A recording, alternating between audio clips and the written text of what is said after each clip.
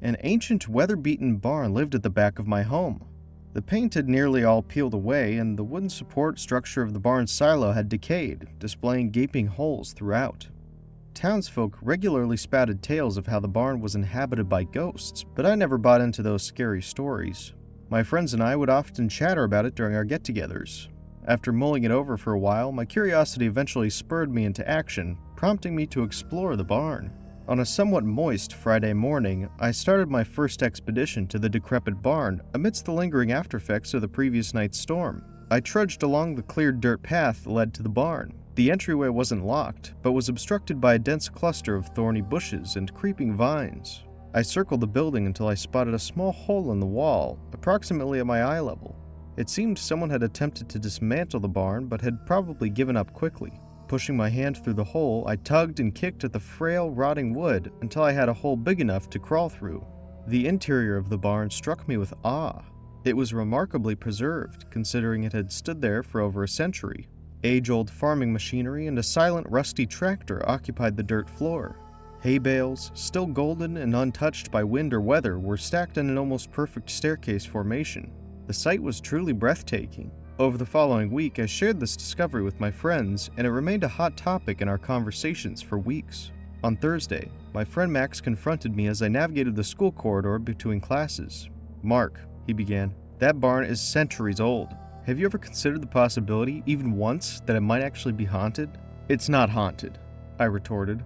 "What if you're wrong? What then?" he queried. "It's not haunted, Max. For heaven's sake, the barn is not haunted," I muttered, trying to suppress my frustration. He gave me a cynical "you'll see" look and walked away, leaving me to ponder.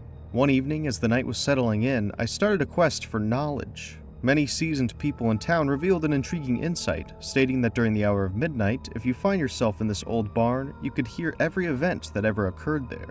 Intrigued by the notion, I gathered all I could carry and began my journey to the barn at around 11:30 p.m. the following night. Stepping into that old wooden structure, I struck a tiny fire to provide some light and warmth, and then I nestled down to wait. Around the stroke of midnight, I was stirred from a light slumber by the soft whispers of laughter and the subtle patter of feet. I rubbed my eyes and looked around, anticipating the door to swing open, but it remained firmly shut. Yet I could distinctly hear the rustle of footsteps moving on top of the straw stack. I held my breath, not stirring from my seat, trying to catch the faint murmurings. But all I could faintly pick up were giggles and the mimicked sounds of couples sharing kisses. As I sat in the pitch-black barn for a good 30 minutes, another noise pierced through the air, the unmistakable sound of a gun being loaded. Then, the desperate plea of a young man echoed in the barn. "No, no, no, no, no, no, no, no," he stammered in terror. Following this, I heard the voice of a young woman, presumably his lover, pleading with the man I assumed to be her father. "Daddy, no," she begged. The silence was shattered by a deafening gunshot. I immediately covered my head with my hands, curling up in fright. The young woman's scream was faint but discernible. In quick succession, a second gunshot rang out. A commotion followed, then a loud thud, resembling something heavy falling onto the wood. The final echoing sound in the barn was the hurried footsteps of a man fleeing the scene. The terrible incident played out like a horror movie in my mind, and despite the dreadful atmosphere, I found myself dozing off once more. Startled awake by the muffled uproar of an agitated mob, I sat up in bed. The noise grew in intensity, evolving from a hum to a piercing roar. I could hear labored breathing interspersed with the rising cacophony of the crowd.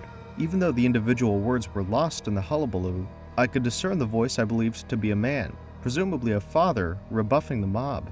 He was calling them an assembly of wild, irrational miscreants, hurling verbal abuses at a boy, attributing the demise of his daughter to him. But this did nothing to quiet the crowd. Their uproar escalated. The father's desperate scream echoed, a plea for his freedom. "Unhand me!" he exclaimed. Yet the crowd's din drowned his pleas. His frantic yells of "What are you doing? What in the world are you doing? No!" were abruptly severed, replaced by the sickening thud of something against the barn wall.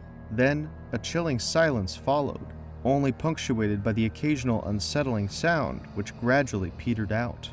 After some time, I summoned the courage to approach the door, nudging it open just enough to peek through. There was nothing. A rush of boldness propelled me to tug at the overgrown vines obstructing the door, creating sufficient space to open it fully. The only sounds greeting me were the gentle chirping of nocturnal crickets and the solitary hoot of a far-off owl. My eyes caught a glimpse of something lying on the ground. Reaching down, I picked it up, a fragment of an old, frayed leather vest. As I straightened up, something in my peripheral vision shifted, drawing my attention. Frozen in shock, in front of me, swaying gently at the end of a decaying rope, hung a chilling sight, a flawlessly tied noose. I hastily made my escape and never returned to that barn again.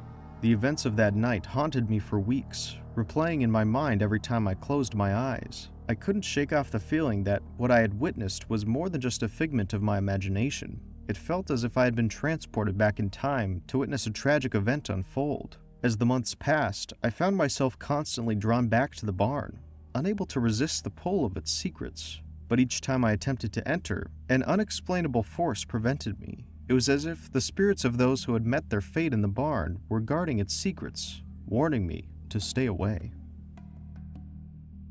I have been fascinated by ghosts and supernatural phenomena since I was a child. My parents would often find me hiding under my bedsheets with a flashlight, reading books about paranormal activities and watching old horror movies. But it wasn't until I moved into my first apartment that my interest in the supernatural took a terrifying turn. I had found an affordable studio apartment on the outskirts of the city, tucked away in a quiet neighborhood surrounded by woods. The building itself was relatively old, but it had been recently renovated and everything seemed new and modern. It was perfect for a struggling college student like myself. The first few weeks were uneventful, and I enjoyed the solitude and peacefulness of my new home. But as time passed, strange things started happening. Objects would go missing and turn up in odd places, like my keys ending up in the fridge or my phone suddenly appearing on top of a bookshelf that I couldn't reach without a ladder. At first I brushed it off as forgetfulness or my mind playing tricks on me, but then I started hearing noises at night. Footsteps pacing back and forth in the hallway outside my door. Whispers in my ear when no one else was around. The worst part was the feeling of being watched, even when I was alone in my apartment. I tried to rationalize it, blaming it on the old building or my active imagination, but deep down, I knew that there was something else going on. That's when I started researching the history of the building and its previous tenants. As it turned out, my apartment had a dark past. A young woman had lived there in the 1950s and had tragically taken her own life by jumping off the balcony. Her ghost was said to haunt the building, especially in the studio apartment where she had lived. I couldn't believe what I was reading. The strange occurrences in my apartment suddenly made sense, and I couldn't shake off the feeling that I was being watched by the ghost of that young woman. One night, I decided to confront it, sitting alone in my living room and calling out to her. It was a moment of pure terror when I heard a soft whisper right next to me, saying, "Help me." In that split second, a gust of cold air swept through the room, and all the lights flickered on and off rapidly. That was enough for me. I quickly packed my bags and moved out of the apartment the next day.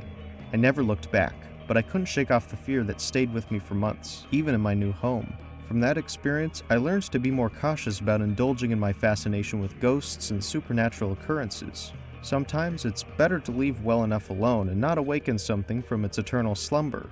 So now, whenever I come across stories or places that seem haunted, I make sure to keep a safe distance and just appreciate them from afar.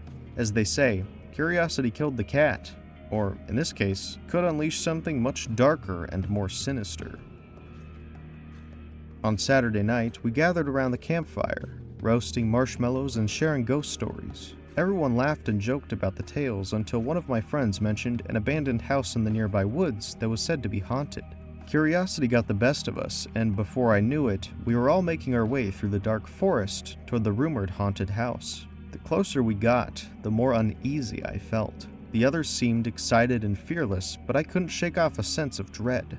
As we approached the house, my heart started racing, and I saw a figure standing on the balcony, seemingly staring right at us. I froze, unable to move or speak, as the figure slowly descended the stairs and walked towards us. It was a woman dressed in old-fashioned clothes, with a pale face and dark circles under her eyes. She reached out a hand towards me and whispered, "Help me." But before anyone else could react, she disappeared into thin air.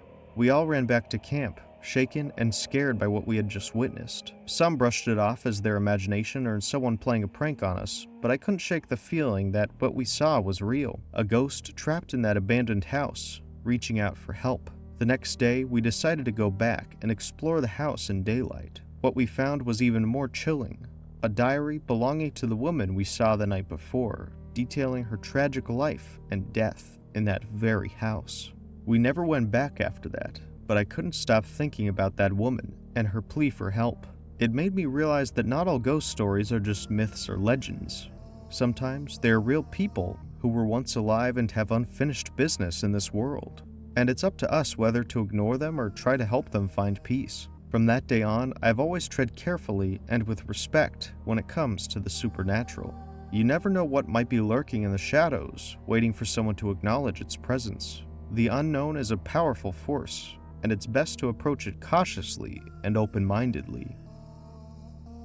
I am a 28-year-old artist who has always been drawn to the strange and unusual. My art often reflects this, with dark and eerie themes that seem to captivate my audience. But it wasn't until I moved into an old Victorian house in the countryside that I truly experienced something out of the ordinary. The old barn on the property had been converted into my art studio, and I spent most of my days there, lost in my own world. But as time passed, I started noticing strange things happening. My supplies would go missing or be moved around, and paintings would fall off the walls even though they were properly hung.